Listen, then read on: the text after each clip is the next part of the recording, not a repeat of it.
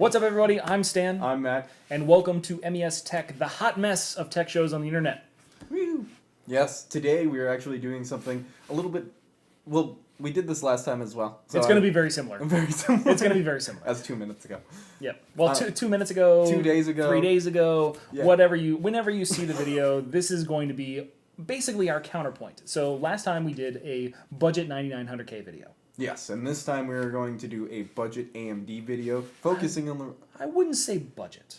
A little bit more expensive? It's a touch more expensive, but the question is, what kind of performance do we get out of a 2700X if we spend a similar, maybe a little bit more money on that? Because if the benchmarks or the re-released little paper that Principal Technologies did, this thing, they basically said that a 2700X compared to a 9900K is about 12 to 20% slower in gaming.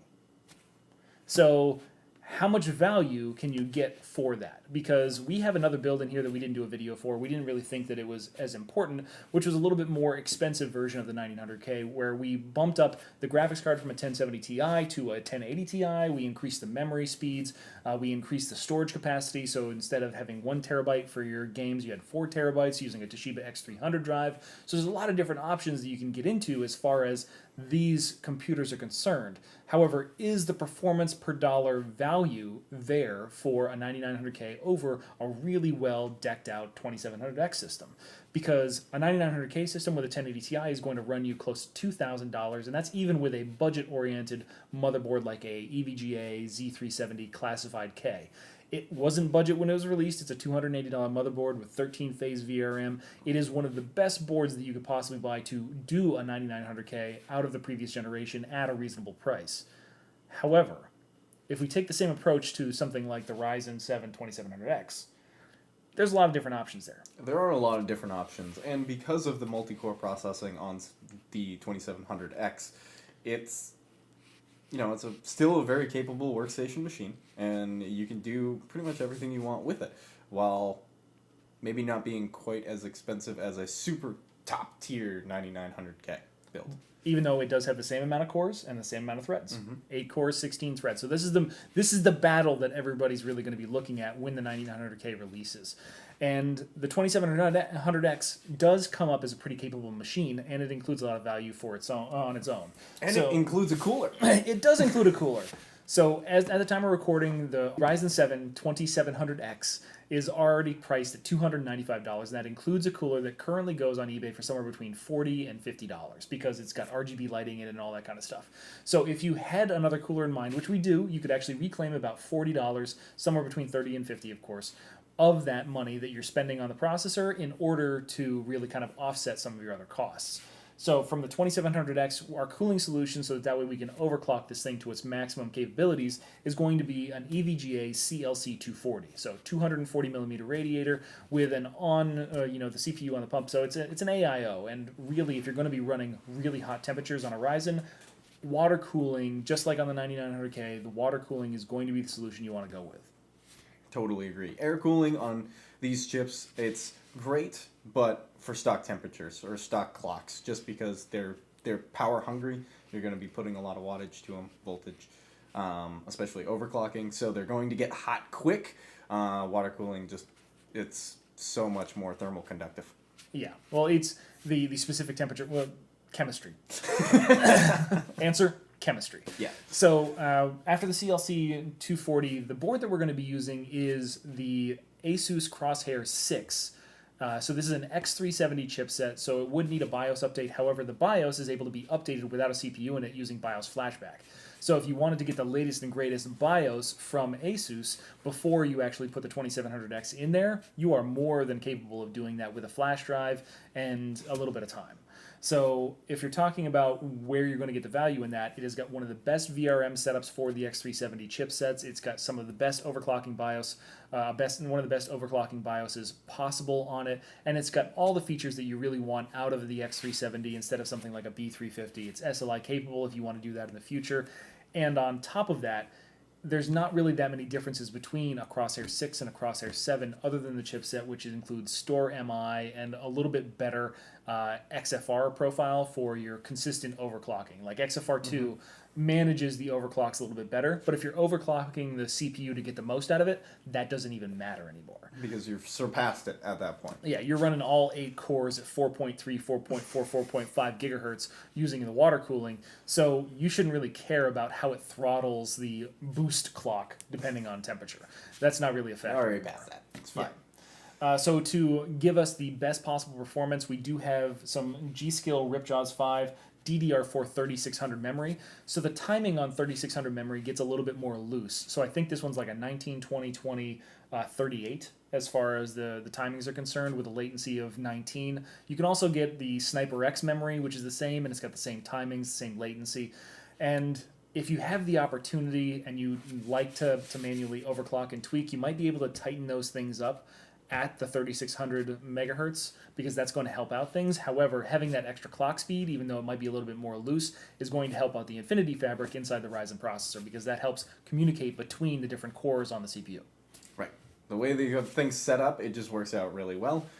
It's also, I mean, you're talking pretty good DDR4 RAM, and it's, in the grand scheme of things, it's not too expensive.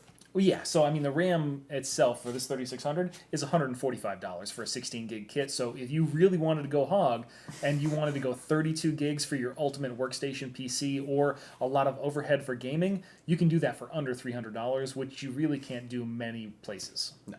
We're going to go with the same ADATA solution and Western Digital solution that we had in our 9900K build. If you wanted to go with something a little bit more robust as far as your storage drive, again, I would recommend like a Toshiba X300. It's a great drive. It's 7,200 RPMs, 4 terabytes, and you can usually get them for around $120. But to fit into this, it's kind of like putting the 9900K and the Ryzen on an even playing field as far as storage, so that way they're not getting the edge in either one. Totally. To finish things off, we're going to have to talk about our case. We're going to use the same case. Our power supply, we're going to be using the same power supply. But the real big difference is the fact that for the $1,500 that we have here, we can get a GTX 1080 Ti. So in the previous build for the 9900K, for $1,400, we had to go with a GTX 1070 Ti. And we were going to overclock that in order to get it up to GTX 1080 levels of speed. Mm-hmm. So the difference between an overclocked and a regular GTX 1080, it's about like 2 to 5% depending on it, and in some cases it exceeds it. However, the difference between a GTX 1080 and a 1080 Ti is considerably larger. The increase in CUDA cores and the absolute processing power of the GTX 1080 Ti makes it a pretty substantial leap ahead, typically in the realm of like 20 to 30% depending on the game. So it's just ridiculous increases in performance by going to a 1080 Ti, and since you're running a CPU that is only 12% behind, or like somewhere in the 12 to 20% behind as far as gaming in FPS, you're getting that back in GPU overhead.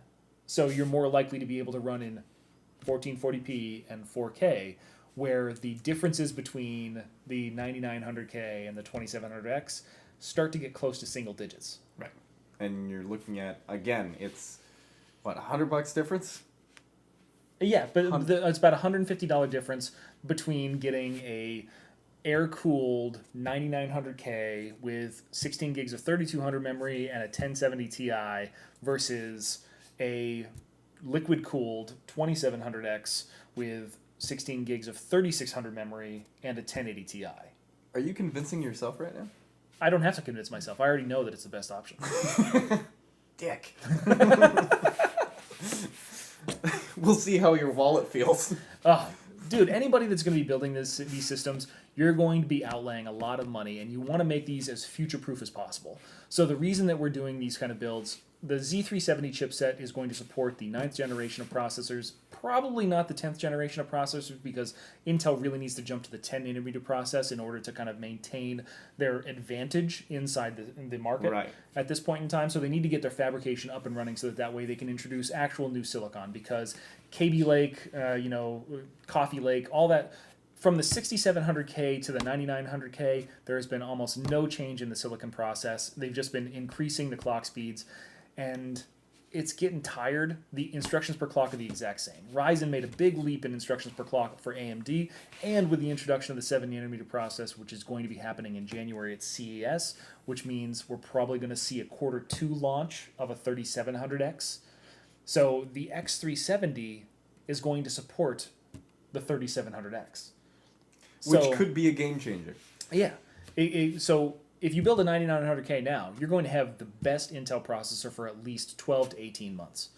Like, available, which is not a bad thing. However, if you build an X370 now, you're going to have a 2700X, which is going to do phenomenal things. But you do have the potential, if you want to, for that extra $350, $400 in April or May to get into like a 3700X, which is going to be maybe a 12-core, 24-thread, a 16-core, 32-thread commercial processor. We don't know enough about it. However, knowing that the AM4 socket is going to be supported till 2020, and the X370 and the X470 chipsets are going to be able to run that, and you're going to be on a Crosshair 6, which is going to have more than enough power for these larger core 7nm machines, feels like a win. It does feel like a win. But at the same time, go Team Blue. Yay! Well, you know what? If luck holds out, maybe we'll end up with both of them. So we can only hope, says the guy that has been chasing Intel and crying. Oh, what are you talking about crying? That's bullshit. All right, grudge match. We're going to be doing a video where we're going to be building an Intel machine for Mac. We're going to be building an AMD machine for me. They're going to be around the same budget. So fuck that. We're going to see exactly who performs when it comes to similar budgets in that respect. So, gauntlet. You're going down. Thrown down. Oh, yeah, sure. Whatever. This is going to go well. So this is the 2700X build, guys. If you like what we did, hit us up in the comments down below to make sure that you can let us know how we can better create videos for you guys. And if you like these kind of things, we can do them more often. We can cover a lot more stuff. We can do a lot of different stuff. We do like fiddling around with hardware too, so we've got a couple new videos that are going to be coming out in that respect as well. But hit us up in the comments down below so you can let us know exactly what you want to see from us. As always, if you like what you see, hit that like button. If you didn't, hit the dislike button. Hit the subscribe button so that way you can get more stuff from MES Tech. Hit the little dingly bell thing. Yeah. Hit the little dingly bell so that way you can get notified when new videos are coming out. And as always, thanks for the support, guys. You're awesome. We'll see you next time. Look, the beer's gone. How did that happen? It's not like we can afford a wardrobe, people.